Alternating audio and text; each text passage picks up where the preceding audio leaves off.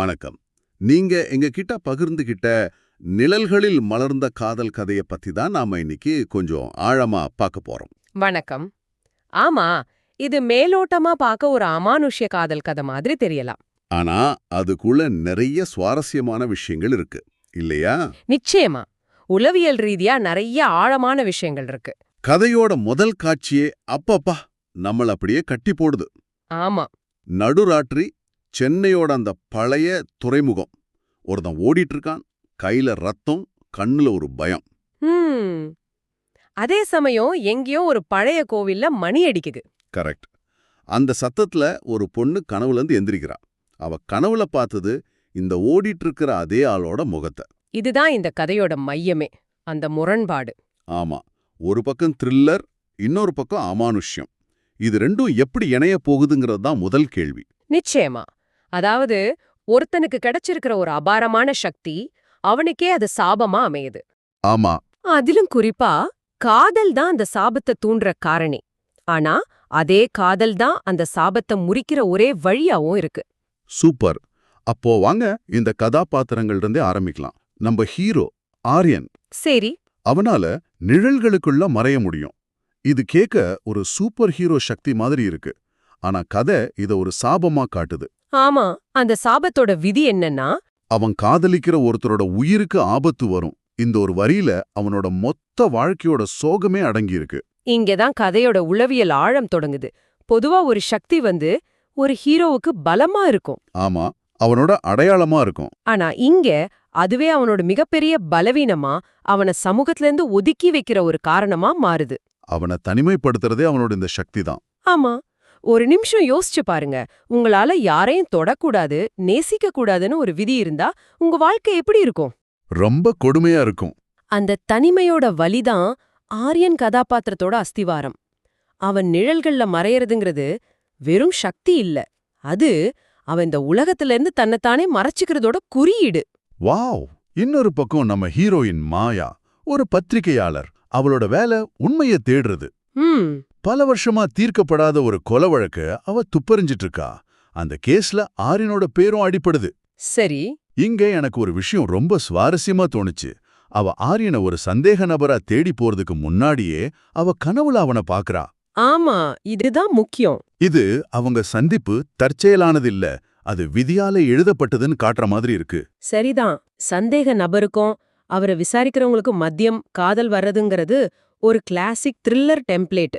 ஆமா, நாம நிறைய படங்கள்ல பார்த்திருக்கோம். ஆனா இங்க அமானுஷ்யம், கனவுகள், விதின்னு சில விஷயங்களை சேர்த்து இந்த கதை அத அடுத்த கட்டத்துக்கு எடுத்துட்டு போகுது. அவளோட தொழில்முறை மோதல் மெதுவா தனிப்பட்ட ஈர்ப்பா மாறுது. ஆமா, அவ கண்டுபிடிக்க நினைச்சது அவனோட குற்றத்தை, ஆனா அவ கண்டுபிடிச்சது அவனோட சாபத்தை. இது அவளோட உலகத்தையே தலைகீழா புரட்டி போடுது இல்லையா? நிச்சயமா. ஒரு பத்திரிகையாளரா அவ நம்புற தர்க்கரீதியான உலகத்துக்கும் அவ உணர்ற அமானுஷ்ய உண்மைக்கும் நடுவுல ஒரு பெரிய போராட்டம் அவளுக்குள்ள நடக்குது. ஆக அவங்க சந்திச்ச அந்த முதல் நொடி மூலக்கதையில சொல்ற மாதிரி அது ஒரு மின்னல் போல இருந்துச்சு. பயம், கோபம், ஈர்ப்பு எல்லாம் ஒரே நேரத்துல. ஆமா. ஆரியன் உண்மைய மறைக்க பாக்குறா, மாயா அதை துரத்துறா. ரெண்டு பேருக்கும் நடுவுல ஒரு கண்ணாமூச்சி ஆட்டம் தொடங்குது. ஆனா அந்த ஆட்டோ ரொம்ப நாள் நீடிக்கல.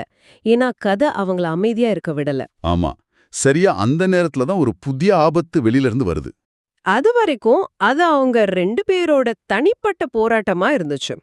ஆனா இப்போ ஒரு இரண்டு அமைப்பு உள்ள வருது. ம். இந்த அமைப்புக்கு ஆரியனோட சக்திய பத்தி தெரிஞ்சு அத அவங்களோட சுயநலத்துக்காக பயன்படுத்த நினைக்கிறாங்க. அப்போ கதை வெறும் காதல் மனப்போராட்டம்ங்கிறத தாண்டி ஒரு சர்வைவல் த்ரில்லரா மாறுது. ம்ஹும். இந்த இருண்ட அமைப்பு கதையில ஒரு வில்லனா வருது. ஆனா அவங்கள பத்தி நமக்கு அதிகமா எதுவும் தெரியல. இது கதையோட ஒரு பலவீனமா இல்ல ஆரியனையும் மாயாவையும் ஒன்னு சேர்க்கறதுக்கான ஒரு கருவியா மட்டும்தான் இதை நம்ம பார்க்கணுமா? உங்க பார்வை என்ன? இது ஒரு நல்ல கேள்வி. என்னை பொறுத்தவரை அந்த அமைப்பு ஒரு முழுமையான வில்லனா சித்தரிக்கப்படல. அது ஒரு கேட்லிஸ்ட். ஓ, உத்பிரேரட்டி. ஆமாம்.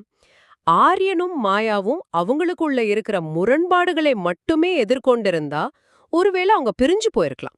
ஆனா வெளியில இருந்து ஒரு பொதுவான எதிரி வரும்போது அமைப்பு ஆரியனோட சக்தியை துரத்துறது, ஆரியனை தன்னோட சக்தியோட உண்மையான ஆபத்தை உணர வைக்குது. அது வரைக்கும் தனிப்பட்ட சாபமா இருந்த விஷயம் ஆமா, இப்போ உலகத்துக்கே ஆபத்தான ஒரு கருவியா மாற வாய்ப்பிருக்குன்னு அவன் புரிஞ்சுக்கிறான். இது அவங்களோட உறவை வேகமா அடுத்த கட்டத்துக்கு நகர்த்த உதவுது. நீங்க சொல்றது சரிதான். அந்த புள்ளியிலிருந்து கதையோட வேகம் அதிகமாகுது. மூலக்கதையில வர வார்த்தைகளை அதை உணர்த்துது. துரத்தல், சண்டை, இரத்தம், மந்திர சின்னங்கள், கோவில்கள், குகைகள், நிழல் உலகம்.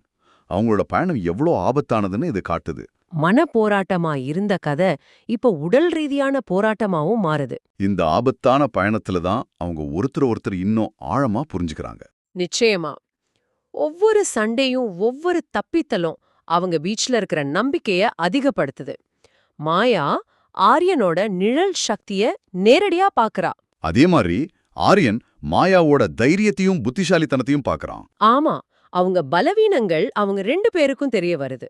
அந்த பயணம்தான் அவங்களோட காதல வெறும் ஈர்ப்புல இருந்து அசைக்க முடியாத ஒரு பிணைப்பா மாத்துது. இந்த போராட்டங்களுக்கு நடுவுல தான் கதையோட உச்சக்கட்ட திருப்புமுனை வருது. ஆரியன் இனியும் உண்மையை மறைக்க முடியாதுன்னு உணர்றான். அப்ப அவன் மாயா கிட்ட சொல்றான் ஒரு வசனம் இந்த கதையோட ஆன்மானே சொல்லலாம். ஆமா, நான் உன்னை காதலிக்க கூடாதவன். ஆனால் காதல் தான் என் சாபத்தையும் உடைக்கும் ஒரே வழி. இந்த முரண்பாடு தான் கதையோட அச்சாணி. இதுதான் கதையோட ஆஹா தருணம். எந்த விஷயம் ஆபத்தை உருவாக்குதோ அதே விஷயம்தான் அதிலிருந்து விடுபடுறதுக்கான திறவுகோலாவும் இருக்கு. இது ஒரு அற்புதமான கதை முரண். ஆமா, இது ஆரியனை ஒரு மிக கடினமான முடிவெடுக்க வேண்டிய சூழ்நிலைக்கு தள்ளுது. மாயாவை பாதுகாக்கணும்னா அவளை விட்டு விலகி போகணும். ஆனா அப்படி போனா சாபம் தொடரும். அவனால ஒருபோதும் இயல்பு வாழ்க்கைக்கு திரும்ப முடியாது. ஆமா, இன்னொரு வழி அவளை நேசிக்கிறது. அப்படி நேசிச்சா சாபத்தின்படி அவ்வுயிருக்கு ஆபத்து வரும். ஆனா அந்த ஆபத்தை எதிர்கொண்டு ஜெயிச்சா மட்டும்தான் சாபத்தை உடைச்சு 2 பேரும் நிரந்தரமா சேர முடியும். கரெக்ட். இது வெறும் அமானுஷ்ய கதை இல்ல, இது வாழ்க்கையோட ஒரு தத்துவம். நம்மளோட பெரிய பயங்களை எதிர்கொள்ளாம அதிலிருந்து நம்மால விடுதலை அடையவே முடியாது. அவர் 2வது வழிய தேர்ந்தெடுக்கிறான். இது அவங்கள இறுதி போருக்கு கூட்டிட்டு போகுது. அந்த போர்ல ஆரியன் தன்னோட சக்தியை விட வேண்டிய நிலைமை வருது. அவனோட சக்தியே அவனோட சாபத்தோட மூலம்ங்கறதால அதை இழந்தாதான் சாபம் உடையும். ஆமா, மூலக்கதைப்படி அவன் மெதுவா நிழல்கள்ல மறைந்து போகத் தொடங்கினான். இது ஒரு சக்தி வாய்ந்த காட்சி. நிச்சயமா. அவனோட அடையாளம் அவனை தனித்துவமா காட்டின ஒரு விஷயம் அவனை விட்டு போயிட்டு இருக்கு. அந்த நேரத்துல அவனோட அமானுஷ சக்தி காப்பாத்தல. இல்ல, அவனுக்கும் மாயாவுக்கும் நடுவுல இருந்த அந்த மனிதநேயமிக்க உண்மையான பிணைப்பு தான் அவனை காப்பாத்துது. மாயா நம்பிக்கையை இழக்காம அவனை இறுக்கமா பிடிச்சுக்கிறான். இங்கதான் சூரிய உதயம் ஒரு அழகான குறியீடா பயன்படுத்தப்பட்டிருக்கு. மூலக்கதை சொல்லுது, காலை சூரியன் உதித்தது, நிழல்கள் மறைந்தன, சாபம் உடைந்தது. நீங்க சொல்றது புரியுது, காதல் தான் சாபத்தை முறிக்குதுன்னு. ஆனா தன் சக்தியை இழந்த பிறகு ஆரியன் ஒரு சாதாரண மனிதனாகிறான். இது உண்மையிலேயே ஒரு வெற்றியா அல்லது ஒரு இழப்பா? அவன் தனது தனித்துவத்தை இழந்து விட்டான் அல்லவா? இது ஒரு அருமையான கேள்வி. இதுதான் இந்த கதையை ஒரு படி மேலே எடுத்துட்டு போகுது. மேலோட்டமா பார்த்தா இது ஒரு வெற்றிதான். ஆனா சாபம் உடைஞ்சிருச்சு, அவங்க சேர்றாங்க. ஆனா நீங்க கேட்ட மாதிரி அவன் தன்னோட ஒரு பகுதியை இழந்திருக்கான். இங்க கதை ஒரு முக்கியமான விஷயத்த முன்வைக்குது. அசாதாரணமான தனிமை சிறந்ததா அல்லது சாதாரணமான இணைப்பு சிறந்ததா? நல்ல கேள்வி. ஆரியனோட சக்தி அவனுக்கு தனிமையும் வலியும் தான் கொடுத்துச்சு.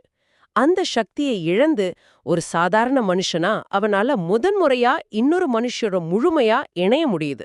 ஓகே. அவனோட பார்வையில இது ஒரு மிகப்பெரிய வெற்றி. ஒருவேளை உண்மையான சக்திங்கிறது நிழல்ல மறையறதில்ல, இன்னொருத்தரோட வாழ்க்கையில வெளிச்சமா இருக்கிறது தான் கதை சொல்ல வருது. வாவ், அந்த கோணத்துல நான் யோசிக்கவே இல்ல. அப்போ அந்த சூரிய உதயம் வெறும் ஒரு காட்சி இல்ல, அது ஆரியனோட அகமாற்றத்தோட குறியீடு.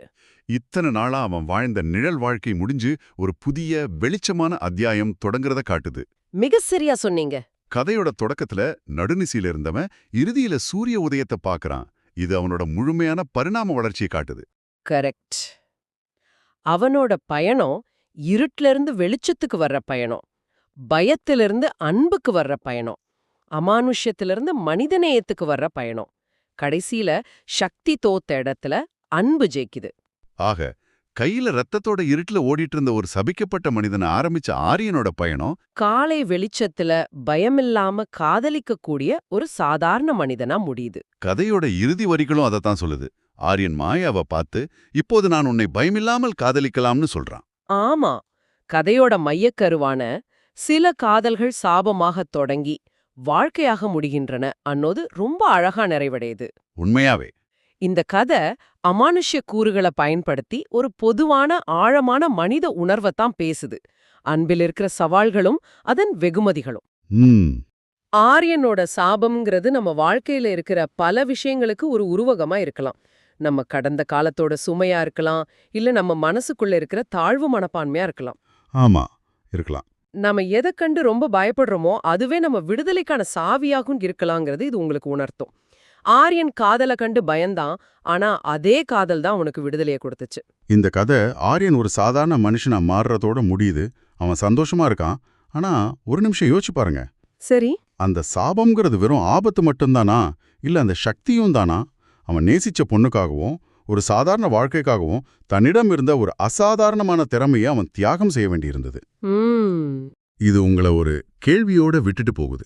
ஒரு சாதாரண மகிழ்ச்சியான வாழ்க்கைக்காக உங்ககிட்ட இருக்கிற எந்த அசாதாரணமான விஷயத்த, அது ஒரு திறமையா இருக்கலாம், ஒரு லட்சியமா இருக்கலாம், இல்ல உங்க அடையாளத்தோட ஒரு பகுதியா கூட இருக்கலாம், அதை நீங்க தியாகம் செய்ய தயாரா இருப்பீங்களா? சிந்திச்சு பாருங்க.